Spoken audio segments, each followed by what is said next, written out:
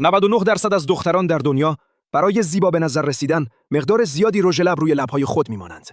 اما آنها نمی‌دانند که محبوب ترین رژ لبشان چگونه ساخته می‌شود.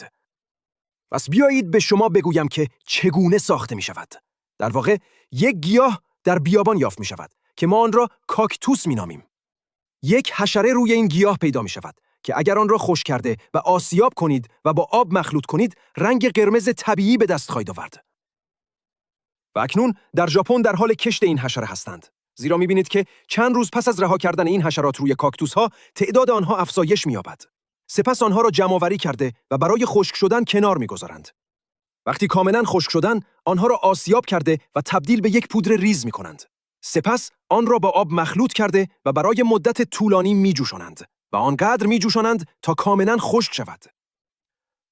پس از خشک شدن، دوباره آسیاب شده و با افزودن روغن‌های خاص به آن در قالب‌ها ریخته می‌شود.